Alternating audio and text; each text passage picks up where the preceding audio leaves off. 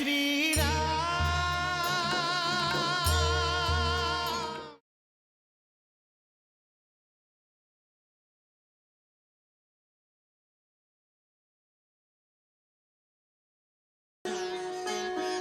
जय श्री राम, जय जय श्री राम।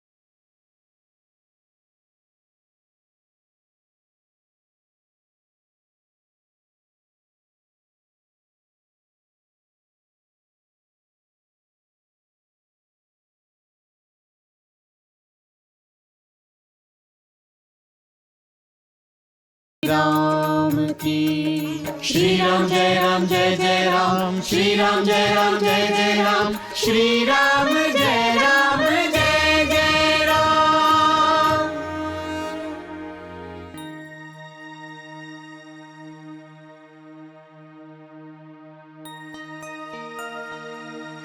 মুনি শ্রী শ্রী নারদকে এই অকিঞ্চন কুটিরে স্বাগত জানাই। কি হয়েছে মহর্ষি? আপনার অপ্রসন্নতার কারণ কি? রামায়ণের যে কথা লেখার প্রেরণা আপনি আমাকে দিয়েছিলেন, এখন এই কথায় এমন মোড় আসতে চলেছে যেটা জেনে যাবার পর ওগুলো লিখতে আমার ইচ্ছেই করছে না। শ্রীরাম কথায় এমন কিছু ঘটবে যাতে আপনার মন বিচলিত হবে, তা তো আমার কল্পনারও অতীত মহর্ষি। রামায়ণ লেখবার সময় আমি চরিত্রকে নয়, আমি লেখনীকে ভালোবেসেছি, কিন্তু এখন এমন কিছু ঘটনা আমি দেখতে পাচ্ছি যে আমার ইচ্ছে করছে আমার সমস্ত শক্তি দিয়ে তাকে বদলে ফেলি। যদিও আমি এটা জানি মনিবর যে নিয়তি সর্বদাই অবশ্যম্ভাবী। মহর্ষি, নিয়তিকে পরিবর্তন না করে এই কাহিনী শেষ করার কোনো উপায় নেই আপনার কাছে? সেই জন্যই তো আমার মন ছটফট করছে মনিবর। আর এই দোটানার কারণেই আমি এই কদিন এক কলমও রামায়ণ লিখতে পারিনি। নারায়ণ নারায়ণ, তাহলে তো আমার কাছে একটা উপায় আছে।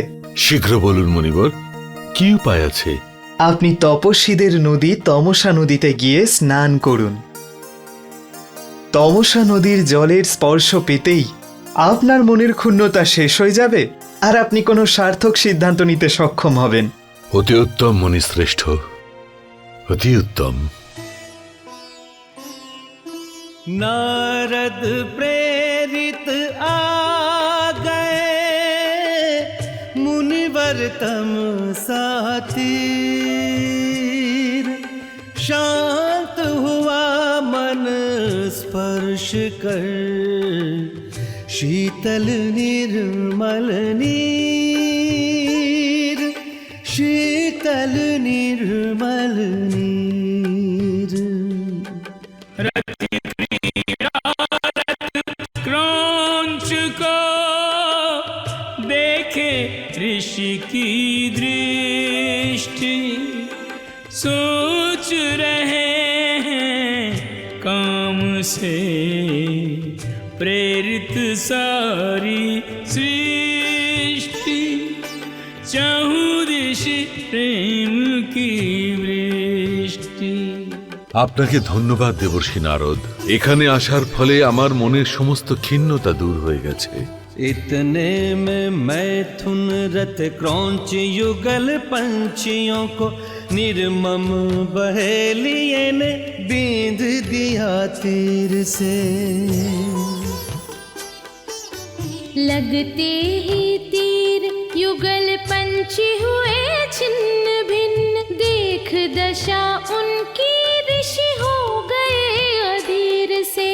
भाव भरे अंतर से मुखरित हुआ प्रथम श्लोक, शाप लगे देने जब अभिमंत्रित वीर से।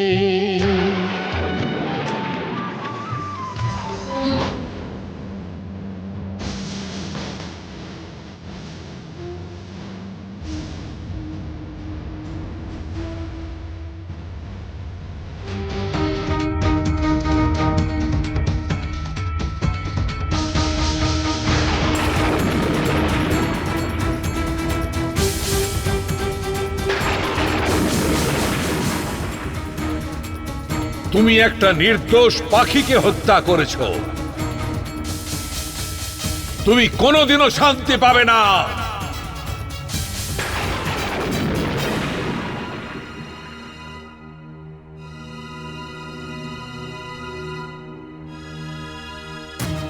না মুনিবর, আমাকে ক্ষমা করে দিন মুনিবর, ক্ষমা করে দিন, আমাকে ক্ষমা করে দিন।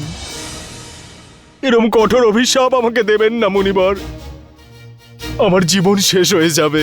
প্রেম মিলনের কোমল মুহূর্ত ছিল, দুটো নির্দোষ পাখির প্রাণ হরণ করে তুই নিজের জীবন ভিক্ষা করছিস হত্যাকারী। তোর তো এই কঠোর দণ্ডই পাওয়া উচিত। কিন্তু মুনিবর, এতেই তো আমার সংসার চলে, আমি তো আমার কর্ম পালন করছিলাম মুনিবর। তবে ছেড়ে দে এই ধরনের কর্ম।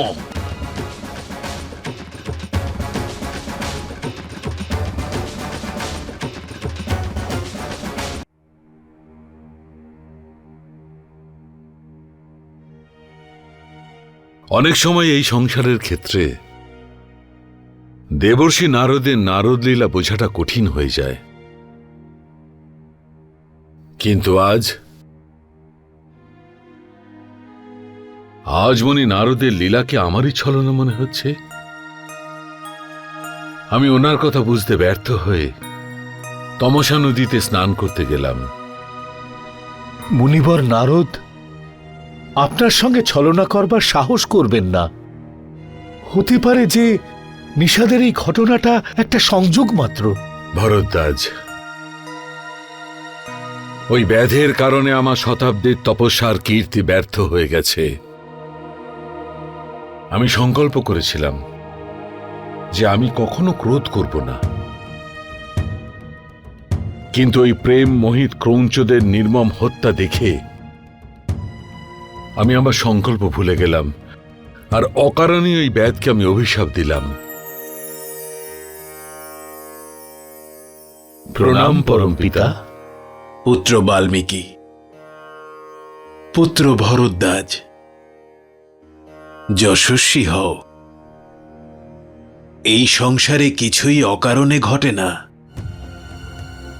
বিধাতার ইচ্ছা আর তার বানানো নিয়তি অনুসারেই সবকিছু ঘটে থাকে। কিছুক্ষণ পূর্বে আপনার জীবনে ঘটা ঘটনা বাস্তবে বিরামের শেষে আপনার মহান কাব্য রামায়ণ লেখনের পুনরায় প্রারম্ভের সংকেত। আপনি কি বলতে চাইছেন পরম পিতা? আমি ইহার অর্থ বুঝতে পারছি না। রামায়ণের চরিত্রদের ভবিষ্যৎ দেখে আপনি আগ্রহ হারিয়ে ফেলেছিলেন। আপনি ভবিষ্যতের কথা লেখার পরিবর্তে নিয়তির লেখন বদলে দেবার কথাও ভেবেছিলেন। আপনার এই ভাবনা কি সংসার আর সময় উচিত বলে গণ্য করবে? যদি আমি অত্যন্ত দুঃখদায়ী কোনো ঘটনা থামিয়ে দিয়ে এই সমাজের কোনো সেবা করতে পারি, তবে এতে খারাপটা কি পরম পিতা? আপনি কাব্যের চরিত্রদের এতটাই ভালোবেসেছেন মুনিশ্রেষ্ঠ যে আপনি ওদের নিজেদের নিয়তি থেকে দূরে সরিয়ে নিয়ে যেতে চাইছেন, যেখানে সবকিছু সরল আর সামান্য হবে। কিন্তু পৃথিবী লোক এমন নয়। এই পৃথিবীতে যেমন প্রেমিক ক্রৌঞ্চদ্বয় আছে, তেমনি তাদের নির্মমভাবে হত্যা করা নিষাদও আছে। সত্য থেকে মুখ ফিরিয়ে নিলেই সমাজের কোনো সেবা হয় না মুনিবর। আপনার উচিত আপনার কাব্য সংসারের সামনে সেই আদর্শরূপেই প্রস্তুত করা, যেমনটা এতকাল আপনি করে এসেছেন। আপনি ঠিকই বলছেন পরমপিতা, কিন্তু পরমপিতা, আপনার এই কথার আর ওই বেদকে অভিশাপ দেওয়ার কি সম্পর্ক আছে? এসবই নিয়তির খেলা মহর্ষি। দেবর্ষি নারদ যে পরামর্শ আপনাকে দিয়েছেন সেটাও নিয়তির ইচ্ছেতেই দিয়েছেন, আর নিয়তির ইচ্ছেতেই নিষাদকে শাপ দেওয়ার সময় আপনার থেমে যাওয়া কাব্যের মন্দাকিনী পুনরায় কলকল করে বইতে শুরু করেছে। আমি আপনার কথার অর্থ বুঝলাম না পরমপিতা। নিষাদকে শাপ দেওয়ার সময় আপনার মুখ দিয়ে যে বাক্য বেরিয়েছে তা 4 চরণে আবদ্ধ শ্লোকেরই রূপ। তার প্রত্যেক চরণে 8-8টি শব্দ আছে, যে কারণে তাকে কাব্যের রূপ দেওয়া আর লয়ে আবদ্ধ করা সহজ হবে। এইভাবেই আপনার কাব্যের লেখনী পুনরায় আরম্ভ হয়েছে। কিন্তু পরমপিতা, এখন আমার মনে একটি সন্দেহ আছে। এই সংসারকে, ভবিষ্যতের ইতিহাসকে এত দুঃখজনক, মর্মস্পর্শী আর হৃদয়কে টুকরো টুকরো করে দেবার মতো কাহিনীর দরকার আছে? সেই নির্ণয় সংসার আর ভবিষ্যতের উপরেই ছেড়ে দিন মহর্ষি। এই মহাকাব্য পাঠ করে সংসার এর থেকে তার আদর্শ ঠিক খুঁজে নেবে।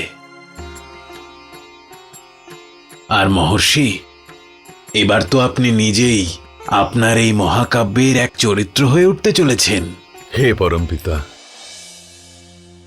আমি তো চিন্তিত এই অন্য পাত্রদের নিয়ে, যারা এই কাহিনীতে আসতে চলেছে।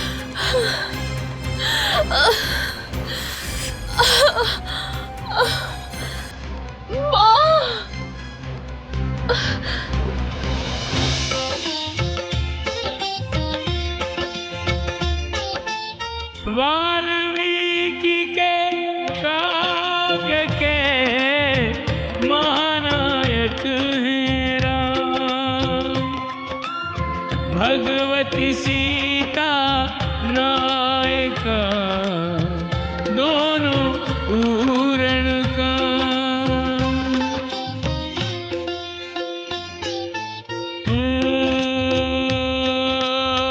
बहने लगी लेखनी द्वारा,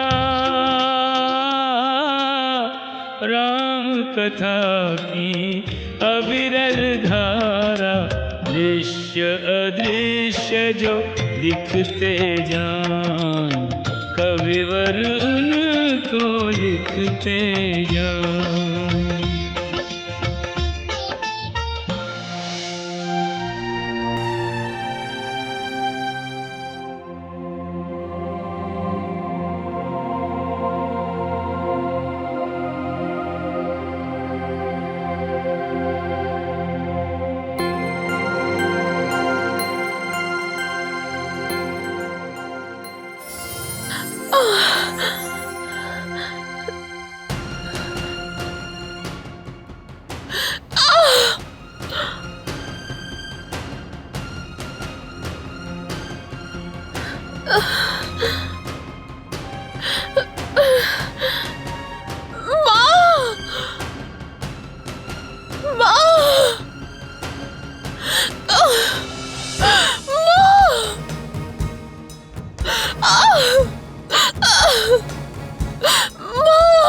আরে তুমি ওঠো।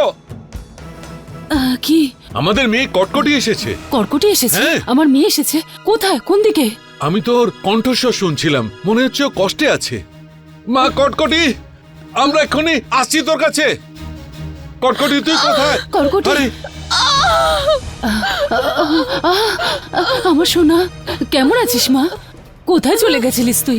কি হয়েছে তোর? কোনো কষ্ট হচ্ছে? হ্যাঁ?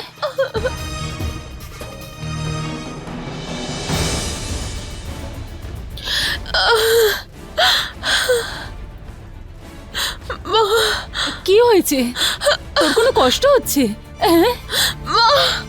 আরে ভালো করে দেখো ওকে, কিন্তু সন্তান সম্ভবা। মা, খুব কষ্ট হচ্ছে। ধাত্রীমাকে ডাকো মা। আরে এটা তো আগে বল, তুই তোর বিয়েটা কবে হলো? কার সঙ্গে হলো? কোথায় আছে তোর স্বামী? এইসব ছাড়াও, প্রথমে ধাত্রী। তুমি গিয়ে আশেপাশ থেকে মহিলাদের ডেকে নিয়ে এসো। হ্যাঁ,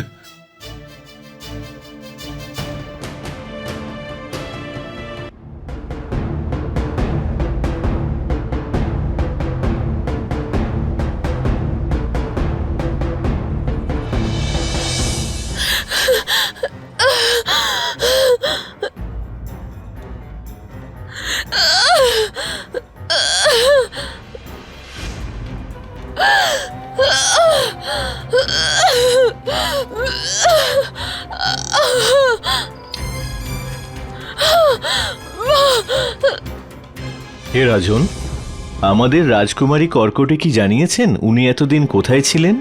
না আমার তো ও কিছুই আমাদের বলেনি। কিছু একটা তো নিশ্চয়ই বলেছে। এতদিন ধরে কার সাথে ছিলেন উনি? কার সাথে বিবাহ করেছেন? কিচ্ছু বলেনি ও। মনে হচ্ছে ও কিছু বলতে চাইছিল, কিন্তু কোনো কিছু বলে ওঠার আগেই ও অজ্ঞান হয়ে গেল। আমার তো শুধু একটা ব্যাপারেই ভয় করছে। কি? যেন এমনটা না হয় কোনো দেবতা ওর রূপে মুগ্ধ হয়ে গিয়ে সেই দেবতা আমার সহজ সরল মেয়েটাকে অপহরণ করে তার সঙ্গে বলপ্রয়োগ করেছেন। এই দুষ্ট দেবতাদের কোনো ভরসা নেই। কিন্তু আমরাও এখানকার বীর রাক্ষস। যদি কোনো দেবতা এমন কিছু করে থাকে তাহলে তাকে ছাড়বো না আমরা।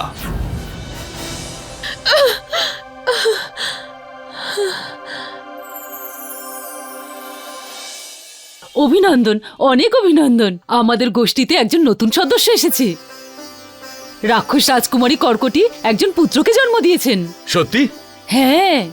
আজ আমি খুবই আনন্দিত হয়েছি।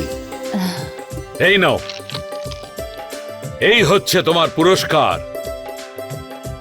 আজ পুরো রাক্ষস সমাজ উৎসব পালন করবে।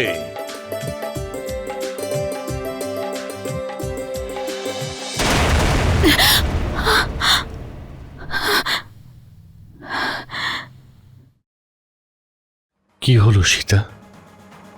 কোনো খারাপ স্বপ্ন দেখেছো? রঘুনন্দন,